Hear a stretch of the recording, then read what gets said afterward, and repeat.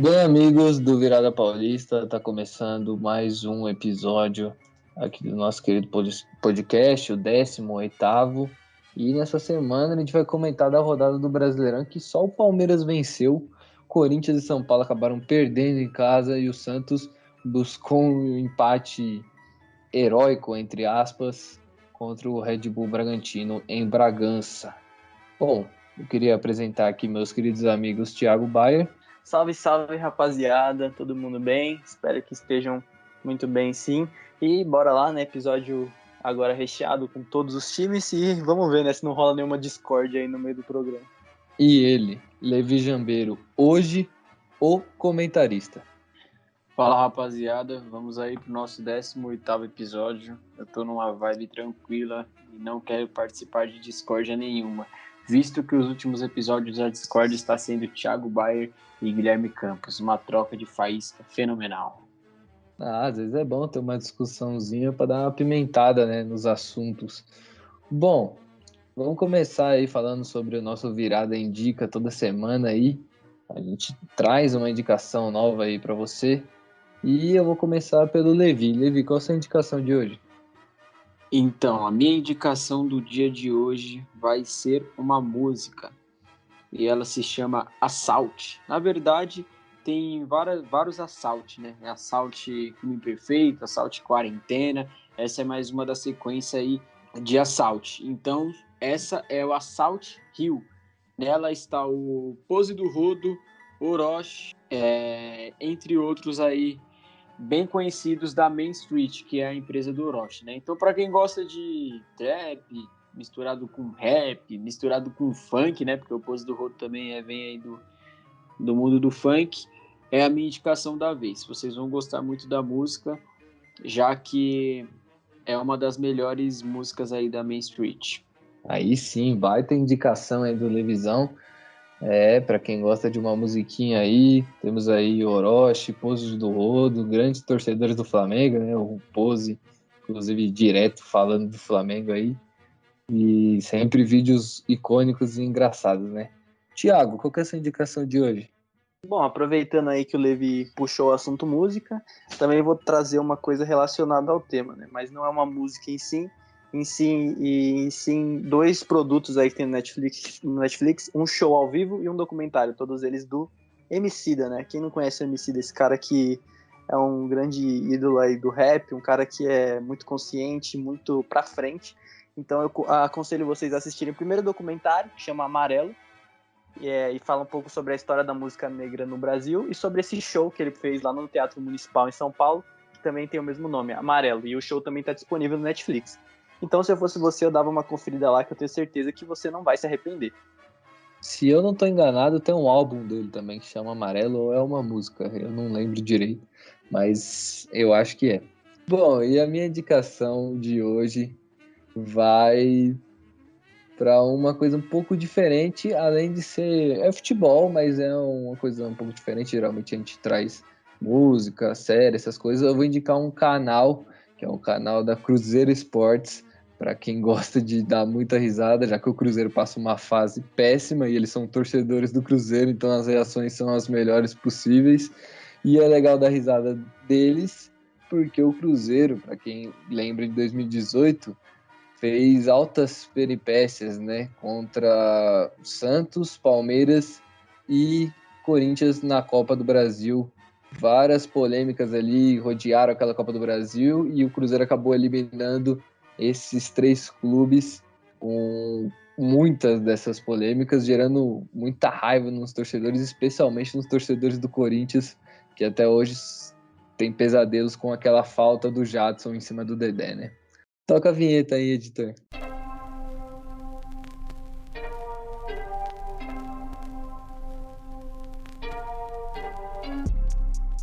Bom, vamos falar agora, né, sobre a rodada do Brasileirão e vamos começar falando do Tricolor Paulista. O Tricolor Paulista recebeu o Tricolor do PC, o Leão do PC, né, e acabou perdendo de 1-0 novamente, um gol com falha de bola aérea. O São Paulo foi com um time misto, sim, é verdade, mas tem que jogar com o Fortaleza para ganhar no Morumbi, né?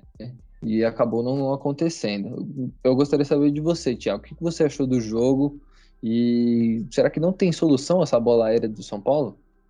Bom, solução tem, né? Mas acho que o Crespo ainda não conseguiu achar essa resposta dentro do elenco, né?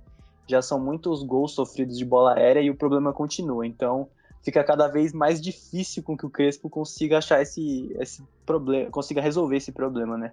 Mas, apesar da derrota, eu vou ser até um pouco otimista, nem tudo foi ruim no jogo do São Paulo. No primeiro tempo, o São Paulo até que mostrou uma situação bem interessante, onde eles conseguiram pressionar a saída de bola do Fortaleza e evitar com que o Fortaleza tivesse a bola, que é a principal característica desse time aí do Fortaleza, que vem arrasando seus adversários, que é manter essa posse de bola, né? O São Paulo conseguiu pressionar, fez uma marcação bem forte e evitou bastante esse controle do jogo do Fortaleza. Além disso, o São Paulo até teve algumas finalizações, mas acabou parando numa noite inspirada do goleiro adversário. Só que aí no segundo tempo a situação começou a mudar, né? O time misto eu acho que começou a sentir um pouco, e o Fortaleza, percebendo essa situação, conseguiu se recolocar no jogo, botou a cabeça no lugar, trabalhou a bola e começou a pressionar o São Paulo, até que uma hora o gol saiu, né? Já era meio que esperado ali pelo decorrer do segundo tempo. Mas uma coisa que me chamou muita atenção foi a falta de mudança do Crespo, né? Ele viu que o time estava desorganizado no segundo tempo e mesmo assim ele não conseguiu fazer nada para mudar isso. Eu acho que, claro, isso deve muito por causa do time ser misto, mas assim, o Crespo ele precisa tomar algumas atitudes ali, tentar mudar mais taticamente o São Paulo nesses momentos. A gente já percebeu que isso acontece muito. Às vezes o São Paulo fica muito estático taticamente e aí acaba sofrendo mesmo, não tem jeito, né? Mas a sequência do São Paulo continua ruim, o time vai pressionado aí para essa volta na Libertadores e vamos ver aí como vai seguir o tricolor paulista no resto do ano, porque fácil não tá não, viu? A situação do São Paulo tá complicada e no último jogo, né, contra o Fortaleza, acabou acontecendo uma coisa nada legal. O massagista do São Paulo acabou passando mal, desmaiando dentro de campo, acabou sendo levado ali para o hospital, agora já está se recuperando, mas na hora foi um sufoco, porque teve um problema ali com a ambulância não conseguia ligar, demorou um tempinho para ela ligar, e aí a gente sabe que quando essas coisas mexem com a vida, né, qualquer segundo conta, né, então realmente graças a Deus deu tudo certo aí com ele e já tá se recuperando. Bom, Levi, eu queria que você falasse do jogo e eu queria também que você falasse sobre a perspectiva do São Paulo para a volta da Libertadores. Você acredita numa classificação? Gostaria de enfatizar primeiramente melhoras ao massagista Marcelinho aí, que passou mal na beira do gramado e precisou ser socorrido às pressas. O Guilherme Campos já reforçou isso que aconteceu com o massagista do São Paulo, mas nós desejamos as melhoras para ele. Mas, enquanto ao jogo, São Paulo saiu, infelizmente, aí derrotado, para a tristeza dos torcedores, né? Acabou tomando um gol de bola parada, que nunca é legal, e principalmente ali para a torcida do São Paulo, que vem sofrendo com isso já há algum tempo, né? Em cobrança de falta pela esquerda, o Lucas Crispim cruzou simplesmente na medida para o Robson, que conseguiu testar no cantinho do Thiago Volpe, ali sem chance para o goleiro. Então, o São Paulo sofreu bastante nesse jogo, já que o time do Fortaleza é bem arrumadinho, então o São Paulo passou certa dificuldade, as estatísticas foram bem parelhas, podemos ver 10 chutes no São Paulo contra 9 do Fortaleza, 3 chutes no gol do São Paulo contra 4 do Fortaleza. O São Paulo teve um pouco mais de posse de bola, mas não foi uma porcentagem muito considerável, foi 58% contra 42%, então basicamente ficou parelho. E essa situação acaba deixando o São Paulo numa colocação no campeonato muito complicada, porque o São Paulo se encontra na 15ª posição com 11 pontos e 12 jogos. E na cola do São Paulo já vem o América Mineiro com 9 pontos, mas tem um jogo a menos. E se não bastasse isso, tem o Cuiabá, que abre a zona do rebaixamento com 9 pontos e 10 jogos, ou seja, 2 jogos a menos que o São Paulo. Então a situação do São Paulo não tá nada fácil, tá bem preocupante. O torcedor São Paulino tem que abrir o olho aí, porque a zona de rebaixamento não está tão longe. Já para o jogo da volta, eu acho que o São Paulo não tem o favoritismo. Talvez isso deixe ele mais tranquilo, mas talvez não, porque o São Paulo precisa mostrar algo para o torcedor. Então, caso o São Paulo seja eliminado para o Racing na terça-feira, se não estou enganado, é capaz de ter ali uma revolta dos torcedores, principalmente nas redes sociais, né? Que é onde o pessoal mais se reúne para protestar contra o seu time de coração. Então, São Paulo pode passar por momentos difíceis, melhor dizendo, e pode passar também por uma semana bem complicada, já que nessa semana joga a vida contra o Racing na terça-feira, né? É capaz de ter alguns desfalques, eu não sei ao certo, mas 2 dentre Éder, Rigoni e Miranda parece que não jogam, e um parece que ainda vai conseguir recuperar a tempo. Então, São Paulo se vê numa situação com um elenco bem enxuto para a partida da terça-feira. Eu apostaria em 50% para o Racing e 50% para o São Paulo, porque querendo ou não, o São Paulo é um time bastante tradicional no Libertadores, né? É isso aí. Agora nós vamos sair do Morumbi, andar uns 87 quilômetros, que é a distância do estádio Morumbi até o metrô, e vamos pegar várias baldeações até chegar em Itaquera. O Corinthians, algumas horas depois do São Paulo, recebeu o Atlético Mineiro na sua arena em Itaquera e acabou tomando a virada da equipe mineira. Ô, Levi, queria saber de você, o que aconteceu com essa equipe do Corinthians que começou até bem, mas depois acabou cedendo à pressão da equipe do Atlético e tomou a virada com um show de Hulk?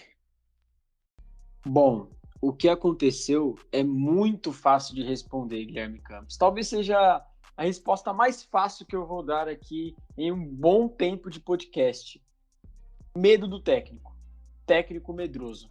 Simplesmente. E vou trazer essas estatísticas que reforçam isso. Silvinho pelo Corinthians na Neoquímica Arena. São 7 jogos, apenas 1 vitória, 2 empates, 4 derrotas. 5 gols a favor, 9 gols sofridos. 16 chutes para conseguir marcar um gol. E apenas 8 para sofrer um gol. Pior aproveitamento de um técnico do clube no estádio desde a inauguração. Corinthians joga sem torcida? Joga. Todos os clubes brasileiros jogam sem torcida. Mas o Corinthians, por ser uma equipe de massa, acaba sofrendo mais com isso. Tudo bem, eu entendo e compreendo. Mas ter o pior aproveitamento de um técnico desde que o estádio foi inaugurado, para mim é incompreensível, para mim é inaceitável, melhor dizendo, né? E temos aqui no podcast, eu falei que eu estou muito calmo, muito tranquilo, mas temos aqui no podcast um baita defensor aí do Silvinho, não sei o que ele vai falar dessa vez, mas o Corinthians perdeu de novo, perdeu de virada, e o pior, o Corinthians fazia um bom primeiro tempo dentro das limitações da equipe, dentro, né, do que a equipe pode produzir. Chegou no segundo tempo, simplesmente o Corinthians desligou do jogo, decidiu não jogar, decidiu abdicar da partida, ou melhor dizendo, Silvinho decidiu recuar o time, né? Recua, evita, e aí fica difícil, porque o Corinthians se via numa situação boa para conseguir aniquilar a partida, talvez, fazer um 2-0 que fosse fatal, mas não foi possível. Infelizmente, não foi possível. O Corinthians teve destaque, para mim, dos 2 melhores jogadores do Corinthians ofensivamente, produzindo partida, produzindo no jogo, que foi o Cantilho e o Gustavo Silva. O Cantilho, que foi o autor da roubada de bola e a assistência para o Gustavo Silva, e o Gustavo Silva, que foi o autor do gol. Para mim, foi os únicos pontos positivos do Corinthians na partida. Fábio Santos não tem condição. Sinceramente, o Fábio Santos ser lateral esquerdo da equipe do Corinthians em pleno 2021 não dá. O cara aparentemente não aguenta mais correr, ou pelo menos maratonar vários jogos seguidos, né? Correr, eu acho que o correr que eu digo se diz mais a maratona de jogos, porque os times brasileiros jogam muito, então o Fábio Santos não tá mais dando para ele, entendeu? Acho que a idade bateu, então o Corinthians precisa de um lateral, talvez na base, talvez contratando, não sei. É engraçado também que o Corinthians jogando com Cantilho, Gabriel e Rony é um meio-campo que o Corinthians mais perde do que ganha. Outra estatística bizarra. E para reforçar mais ainda, o Rony teve a pior nota em campo e desde que eu acompanho fielmente o SofaScore, porque nós aqui do Virada Paulista gostamos bastante do SofaScore, eu não tinha visto nota pior, não. O Rony simplesmente saiu da partida com 5.9. Então foi uma partida tenebrosa do meio campo do Corinthians ali. Outro destaque negativo é para o Jô, que fez uma partida bem abaixo e teve um inacreditável Futebol Clube. Você que não conferiu ainda o inacreditável Futebol Clube do Jô, vá no nosso Instagram, Virada Podcast, você vai ver o que o Jô arrumou nesse jogo. Se não bastasse uma vez, ele errou duas. Ele conseguiu a proeza de errar 2 vezes no mesmo lance. É o nosso Jôzão, o nosso 77 Jô. Mas é isso aí. Corinthians agora se encontra numa situação também não muito favorável, né, no campeonato. Agora é o momento de rodar a chave. Não é deixar terminar o primeiro turno para ir ver o que as coisas podem acontecer. Não, o Corinthians tem que rodar a chave agora. Já que também podemos comentar aí do reforço. Juliano, que foi anunciado. Para mim é um jogador que vai agregar muito na equipe do Corinthians e tem tudo para chegar e vestir a camisa no time titular. Então, Silvinho tem que produzir já com o Juliano. Eu comento aqui só quando for oficializado. O Juliano já foi oficializado. Então, o Juliano é um jogador para chegar e jogar. É para o Corinthians melhorar a produção ofensivamente urgente. Então, o Silvinho precisa mostrar isso. A torcida está impaciente com o Corinthians produzindo ofensivamente. Vem muito, muito mal. E com o Juliano já tem que produzir ofensivamente agora. Então, é isso. Torcedor corintiano, é ver se com o Juliano, que foi anunciado, o Corinthians pelo menos consegue chegar aí na parte de cima da tabela, né, que é do 1º ao 10º. Vamos ver o que o Corinthians consegue fazer da 12ª rodada em diante. Lembrando que o Juliano talvez só esteja disponível no jogo contra o Santos, que é no começo de agosto, devido a cláusulas lá e de contrato, e tem a ver com bid, então é bem burocrático essa parte. Mas assim que o Juliano entrar em campo, eu acho que o Corinthians tende a melhorar ofensivamente. É isso aí, Levizão. Tá aí a opinião do nosso querido Levi Jambeiro aí, deixando claro a sua crítica ao Silvinho. E agora eu vou falar com ele, né? Que levou uma chicotada do Beto Carreiro aí, do nosso querido Levi. Queria saber, Thiago, o que aconteceu nesse jogo aí, porque a gente viu o Silvinho bastante teimoso em demorar para mexer, né? Em algumas substituições, como tirar o Mosquito e colocar o Marquinhos, o Vitinho no lugar do Matheus Vital. Eu queria saber de você, o que você achou do jogo e sobre essa teimosia, entre aspas, do Silvinho, e também que você se defendesse aí, já que você é um discípulo do silvinismo, que também é um discípulo do nosso querido Mantini, né, campeão da Eurocopa com a Itália. Bom, infelizmente eu vou ter que usar apenas 2 minutos, né, porque o nosso companheiro Levi resolveu falar por 20 minutos, por 5 pessoas, então vamos lá, né, vamos começar que a gente não pode perder tempo. Bom, primeiramente eu queria me defender dizendo que eu ainda apoio o trabalho do Silvinho, acho que é um cara muito inteligente e que pode virar essa chave, como o Levi disse, mas eu também não sou cego, então eu sei muito bem do que está acontecendo. O Silvinho mostrou muitos defeitos, não só nesse jogo, mas pelo decorrer todo. Não é à toa que ele tem apenas 23% de aproveitamento em casa, em comparação com outros técnicos como o próprio Mancini, que veio anteriormente, e até o Jair Ventura, que é um cara que teve uma passagem ridícula, apesar de ter chegado na final da Copa do Brasil. Chega a ser vergonhosa essa passagem do Silvinho pelos jogos em casa, né? Mas ainda tem muita coisa pela frente. Eu acho que as contratações que estão por vir e a que já chegou dão um pouco mais de tranquilidade para o elenco trabalhar. Mas vamos repercutir um pouco do que aconteceu nesse jogo, porque definitivamente foi uma coisa bem assustadora de se ver. Bom, primeiramente, eu acho que eu concordo com a escalação do Rony e o Gabriel no começo do jogo. O Corinthians naturalmente teria que se defender do Atlético, que tem um time muito melhor. Mesmo o Atlético jogando com um time misto, ainda assim, é melhor do que o time titular do Corinthians. Então, em um primeiro momento, eu concordei com isso. Tanto que, No primeiro tempo, o Corinthians não foi bem, como dizem, mas foi razoável, conseguiu fazer o que era proposto, né? Que era impedir as ofensivas do Atlético e, se desse, num contra-ataque, fazer o gol com o Mosquito, que foi exatamente o que aconteceu. E o Mosquito fez um gol e dedicou para o seu pai, que faleceu recentemente. Vale lembrar, pai e o avô. Pai e o avô, exatamente. Bom, no segundo tempo a situação mudou radicalmente, né? O Silvinho, ele simplesmente abandonou o jogo. Ele achou que 1-0 estava ganho e que dava para jogar só defensivamente. Porque, de fato, a defesa do Corinthians melhorou muito com a chegada do Silvinho. Porém, não dá para você jogar baseado simplesmente em defender, né? É óbvio que se você quer ter um estilo mais reativo, você vai defender mais do que atacar. Mas simplesmente achar que o Gil e o João Vitor vão segurar um jogo onde o Hulk tá dentro de campo, o Hulk que tem potencial para ser um dos melhores jogadores do Brasileirão na temporada, realmente é uma coisa muito complicada. E aí a gente vê a diferença. O Hulk é um cara que custou caro pro Atlético, mas o gol custa caro. E o cara vai lá e decide quando precisa decidir. Enquanto isso, do outro lado, um cara que também custa caro no salário é o Jô, não consegue decidir quando é necessário, né? Um gol que faria completamente toda a diferença, daria tranquilidade pro time. Ele foi lá e conseguiu perder 2 vezes, uma mais ridícula com a outra. Além disso, Gabriel, Vitinho e Jô, para mim, sem condições. O Vitinho foi uma tentativa desesperada do Silvinho, que já resolveu mexer só quando o Corinthians tomou 2, já não sabia mais o que fazer. Acabou lançando o Vitinho na meia esquerda, uma posição que ele nunca tinha jogado, e aí complicou de vez, né? Se o cara já não estava indo bem na posição dele, você improvisar ele numa posição que ele nunca jogou, realmente não vai dar certo. E uma coisa que ficou bem clara é que o Silvinho tem muita dificuldade de mudar taticamente a equipe no segundo tempo quando é necessário.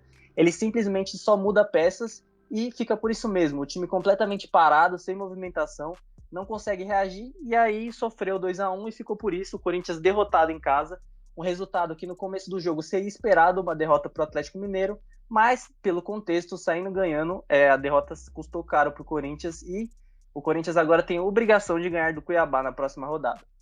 Situação complicada aí do Corinthians, perdeu de virada aí num jogo frustrante, né, para o torcedor corintiano, mas agora vamos falar de time que está vencendo e está vencendo muito bem. O Palmeiras foi até Goiânia enfrentar o Atlético Goianiense e venceu por 2-0. Queria saber do Thiago. Thiago, o que você achou desse jogo? E mais um gol do Scarpa, né? Como que você vê essa evolução desse jogador nessa equipe do Palmeiras? Bom, a cada jogo que passa, né, fica mais difícil o Palmeiras perder essa liderança. É realmente impressionante como o Palmeiras conseguiu ser um time muito seguro, um time muito tranquilo, que quando precisa ganhar, vai e ganha, independente de como sai jogando, do adversário que está enfrentando, o Palmeiras sabe o que precisa fazer e faz, né? E hoje foi mais um exemplo disso. Um jogo que não era fácil contra o Atlético Goianiense, por mais que o Atlético Goianiense estivesse desfalcado, tem que se elogiar aí o trabalho da comissão técnica e do treinador, que estudaram muito bem o jeito do Atlético do Barroca jogar. Simplesmente impediram todas as ofensivas pelas laterais, o Janderson não conseguiu jogar, o Dudu do Atlético também não conseguiu jogar, e aí ficou muito fácil para o Palmeiras controlar o jogo e sair na frente, né? Coisa que só aconteceu lá no segundo tempo. Mas a gente tem que elogiar muito o Scarpa e esses outros jogadores, e isso prova que o Palmeiras é um time muito versátil, né? Um time que tem muitas alterações que podem mudar o jogo. O Palmeiras é muito flexível, os jogadores dão opções diferentes, tanto na defesa quanto no ataque, isso por conta das características, como também por conta da inteligência tática dos jogadores. A gente vê que a dupla de zaga está muito entrosada, né? O Felipe e o Gustavo se entrosaram muito bem, mesmo o Felipe não sendo zagueiro, mas e aí a gente consegue ver, por exemplo, o Felipe às vezes sobe um pouco mais, a zaga já fecha com outro jogador. É um time muito inteligente. E aí, ofensivamente, quando precisa fazer o gol, é impressionante como o time do Palmeiras é mortal. Seja com o William, com o Davidson, com o Gustavo Scarpa, com o Rafael Veiga, todo mundo que tá lá sabe fazer gol e quando precisa fazer, faz. E o Dudu ainda é um único ponto negativo, né? É um cara que tá bem fora de ritmo, mas eu acho que com o tempo ele vai se readaptando e vai poder ajudar muito o Palmeiras mais pra frente também. Por falar em Dudu, que tá começando agora, e o Palmeiras tá vivendo uma ótima fase ainda, mesmo sem o Dudu estando no seu melhor ritmo, né? O Palmeiras vive uma grande fase, mas a gente também tem que falar, às vezes, de algumas polêmicas que acontecem no Palmeiras. Recentemente saiu aí uma notícia falando que os empresários do Dudu tentaram negociar o Rony, vender o Rony do Palmeiras para o Dudu ter mais espaço, né? E aí eu queria saber do Levi. Levi, primeiramente o jogo, o que você achou da partida, e sobre essa polêmica aí, que o Rony, inclusive, ficou bem chateado. Isso aí, ele pode atrapalhar ali o vestiário da equipe do Palmeiras, que tá muito bom, pelo visto? Palmeiras vence mais uma e segue isolado na liderança do Campeonato Brasileiro. Quem para o Verdão, hein? Quem para o Verdão sem freio? Palmeiras simplesmente aniquilou o seu adversário por 3-0. Não foi uma vitória como das outras, comuns assim, por 3-0, né? Aquele gol no primeiro tempo, gol no final, sabe? Tipo, aquele recheadão mesmo de 3-0. Então, o Palmeiras marcou apenas na segunda etapa, primeiro com um gol contra, que ajudou ali o Palmeiras a depois marcar o segundo e o terceiro gol, no caso, porque a defesa do Atlético Goianiense ficou mais exposta, então o Palmeiras conseguiu sacramentar a partida. O segundo gol foi marcado pelo Gustavo Scarpa, com participação do Breno Lopes, que para mim foi o destaque da partida, e o terceiro gol do Breno Lopes com participação do Daverson. Palmeiras, na minha opinião, tem o melhor elenco do Brasil em questão de nível. Por exemplo, se o Palmeiras perder um jogador, o jogador que irá substituir ele não irá despencar o nível da equipe. Não vai ser um reserva tão de qualidade diferente do que o que está lá. O Flamengo também tem um elenco muito bom, é o segundo melhor do país, na minha opinião, só que o Flamengo ainda em algumas posições tem um reserva que destoa muito do titular, né? Em algumas, não, como o Gabigol e o Pedro, no caso. Mas o Palmeiras, para mim, tem um elenco completíssimo ali, bem equilibrado, né? Bem equilibrado é a palavra certa.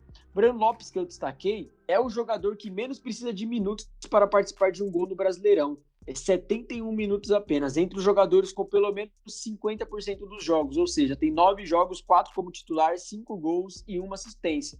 10 chutes, sendo 7 no gol e 2 chutes para marcar. Então o Breno Lopes ele tem uma pontaria muito boa. A nota do SofaScore 7.09. SofaScore sempre fortalecendo aí pra gente. Então o Palmeiras engata sua sexta vitória seguida no campeonato e voa alto aí pelo título do Campeonato Brasileiro. Agora, respondendo a sua pergunta, Guilherme, eu acredito que não. Acredito que não, porque o Dudu tem uma postura de capitão, entre aspas, né? Tem uma imagem de capitão, melhor dizendo, para a torcida. A torcida venera muito o Dudu, idolatra muito o Dudu, então acabar tendo essa rixa aí no vestiário, eu acho que não vai ser o melhor cenário para a equipe do Palmeiras, tanto dentro de campo quanto fora de campo. Então acredito que essa situação deve ser contornada ali dentro do vestiário mesmo, entre os dois jogadores, talvez um empresário, ou talvez a participação do Abel Ferreira para colocar um ponto final, mas isso não irá vir à tona.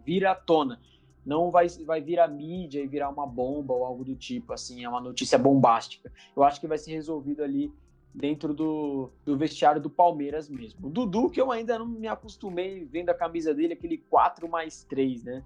Mas tudo bem. Isso também ajuda a amenizar a polêmica, já que a 7 está com o menino Rony, que arrebenta na Libertadores pelo Palmeiras. Bom, é isso aí. Agora a gente falou do Palmeiras, né, o líder do campeonato. Vamos falar agora do Alvinegro Praiano. O Santos foi até Bragança Paulista enfrentar o Bragantino e acabou saindo de lá com uma vitória, não, um empate com um gostinho de vitória, né? Queria saber de vocês dois. Primeiramente aí do Thiago. Thiago, o que você achou desse jogo?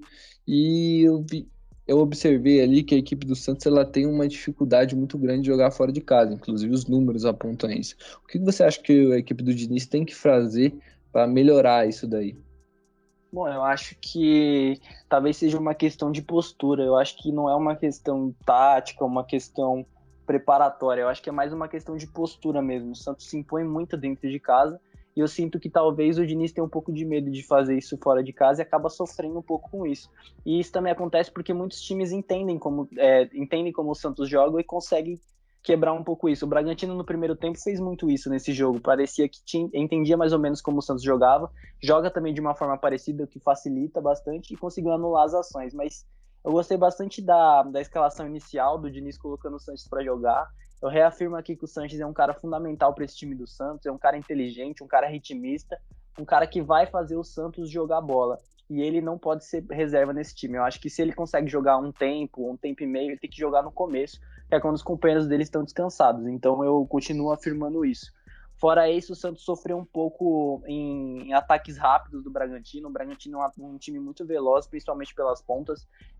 O zagueiro Kaique teve a infelicidade de entregar uma bola pro primeiro gol, mas ele é um garoto ainda. Ele vai errar bastante, torcida, é normal, provavelmente ele vai cometer falhas até mais bizonhas, mas ele é muito novo, ele vai aprender e é um cara que eu tenho certeza que pode virar titular do Santos definitivo e pode ajudar muito o Santos ainda. Então, vamos ter um pouco de calma, o Santos está com um buraco ali atrás, né, com a saída do Luan Pérez, então é importante a gente respeitar o tempo do menino e ele vai se acertando com o tempo, né. Bom, de bom também o que aconteceu já mais no segundo tempo, né? Quando o Santos foi melhor, conseguiu empatar. A entrada do Felipe Jonathan, uma grande partida do Felipe Jonathan, é um jogador muito importante, principalmente ofensivamente para o time. Ele tem muitos aspectos defensivos que precisam ser melhorados, mas ofensivamente ele não deixa a desejar, né? Além disso, também a entrada do garoto Marcos Leonardo, o outro tem tanto Leonardo no Santos que eu me perco. Qual que é? Marcos Leonardo. Então vamos falar também da entrada do Marcos Leonardo, que é um garoto que fez o gol, pode ganhar mais chances com a possível saída do Caio Jorge, né? Então já é muito importante ele fazer gol.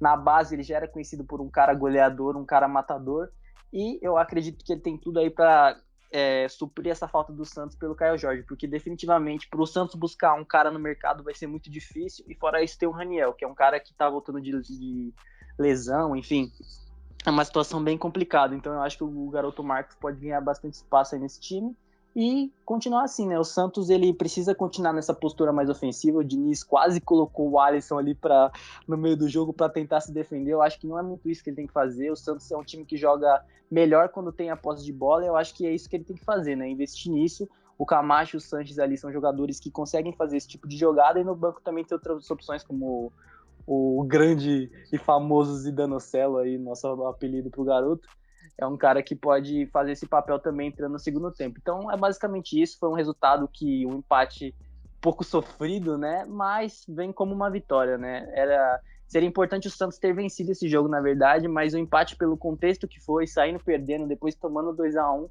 eu acho que é uma coisa bem importante pro Santos e vai dando moral aos poucos aí pro time do Diniz.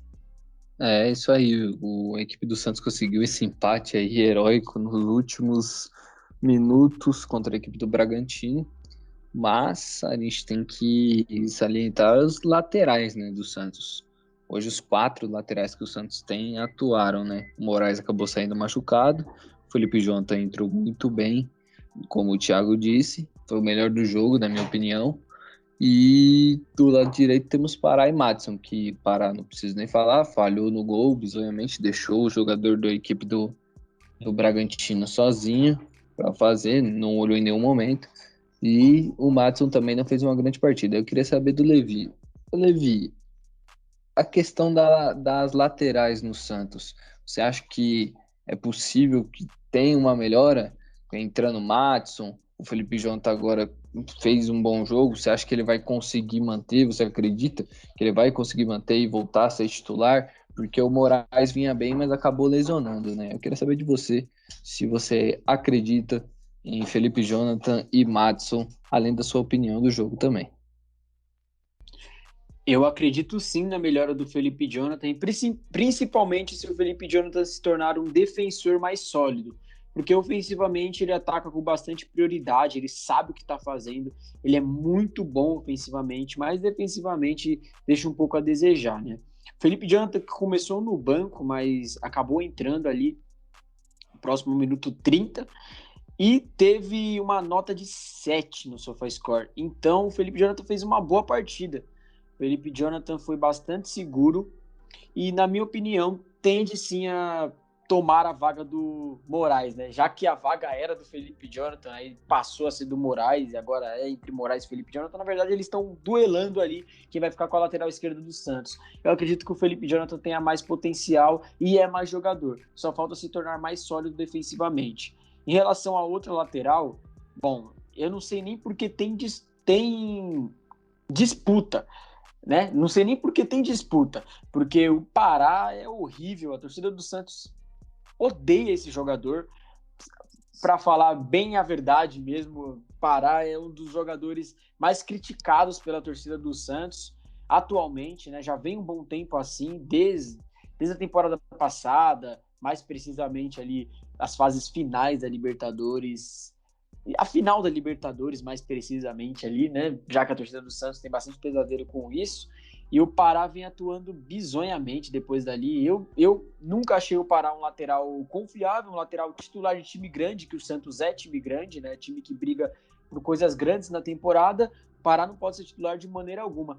Eu acho que ainda há essa disputa, por quê? Porque o Maxson, ele vem jogando muito como um lateral direito, mais um falso lateral direito, entre aspas, que é um lateral direito mais como se fosse um ponta. Ele não é um lateral direito de origem, então por isso que ele acaba perdendo para o Pará em determinadas situações. O Diniz prefere colocar o Pará, que é um cara mais da posição ali, né? Já que o Matson se mostrava ser um lateral direito, só que pelo Santos, principalmente, ele se mostra muito um ponta também, um falso ponta. Então isso acaba dando uma confusão ali na cabeça do treinador. Em relação ao jogo, eu achei que foi um jogo surpreendente para o Santos, se podemos dizer assim. O Santos arrancou um empate no final, é um empate bastante importante, porque o Santos se via perdendo até os acréscimos, e o Marcos Leonardo entrou ali no finalzinho para fazer o gol, numa jogada, inclusive, do Felipe Jonathan, faz um cruzamento perfeito, acho que foi na cabeça do Lucas Braga, se não estou enganado, ou foi do Matson, um dos dois. E aí ele cabeceia na trave, a bola sobra ali pro Marcos Leonardo, né? Aquela famosa sobrada de artilheiro, sobrou pro pé do Marcos Leonardo iluminado, que colocou para dentro das redes. Eu achei que foi um jogo bastante interessante, bastante brigado, bastante competitivo. As estatísticas mostram isso. Foram 11 chutes do Bragantino contra 16 do Santos. O Santos chutou mais, foram 5 chutes em gol em cada lado, 60% de bola de posse de bola para o Santos, e não é novidade, né, com o Diniz, mesmo fora de casa, contra 40% ali do time do Red Bull. Então foi um jogo com bastante falta também, o Red Bull fez 17 faltas, o Santos fez 15, então foi um jogo muito brigado, um jogo bastante batalhado. É só ver a comemoração épica do Diniz ali após o gol de empate do Marcos Leonardo no fim. O Diniz saiu pulando, comemorando, todo feliz, porque realmente foi um jogo bastante brigado. E hoje o time do Red Bull, não sei se é melhor que o time do Santos, tá? Eu acho que não, mas é um time mais competitivo dentro do Campeonato Brasileiro. Eu acho que esse é o melhor termo a ser usado no momento. E o Santos é o meião de tabela, né? O Santos no Campeonato Brasileiro está em 10º lugar, com 16 pontos e 12 partidas jogadas. Então o Santos aí busca um G6, quem sabe está próximo ali do Flamengo, que é o 6º colocado com 18 pontos. O Santos está bem. O Santos agora tem que focar agora na Sul-Americana e no decorrer aí do Campeonato Brasileiro também, porque chegar em 6º lugar, no mínimo, é muito importante para os cofres do clube, já que o Santos precisa de dinheiro, como todo time brasileiro atualmente, praticamente, em exceção de alguns. Então é importante para o Santos chegar no G6. Mas o maior foco no momento é contra o Independiente na quinta-feira, se não estou enganado, às 7h15, e o Santos decide a vaga na Sul-Americana. O torcedor santista deve estar não feliz, mas satisfeito com o empate aí fora de casa contra o Red Bull Bragantino. Bom, é isso aí. Esses foram os comentários de Levi Jambeiro e Thiago Bayer. Bom, queridos amigos, muito obrigado por ter participado comigo nesse podcast aqui, nosso 18º, que venham muitos mais. Eu espero que vocês, ouvintes, tenham gostado. E, Thiago, se despede aí da galera. Gente, muito obrigado por mais um episódio. Acho que a gente se desacostumou a fazer uma rodada com os 4, que já tá batendo 50 minutos, então, problema do editor, né? Mas é isso, gente. Muito obrigado. Até o próximo, viu? Tchau, tchau. Que às vezes um ou outro dá uma emocionada, né? Em alguns comentários um pouco mais sucintos, né? Bom, David Jambeiro, se despede aí da rapaziada. Muito obrigado, rapaziada. pela sua contribuição em mais um episódio do Virada Paulista. Creio eu que os próximos episódios prometemos que vamos maneirar aí na minutagem, porque mais de 40 minutos, eu acredito que o cidadão paulista, principalmente, não merece isso, né? Já que muitas pessoas escutam ali enquanto estão fazendo outras atividades de curto prazo. Mas, mais uma vez, agradeço a vocês e aguardo vocês todos no 19º episódio, beleza? Valeu! Então é isso, galera. Muito obrigado e falou!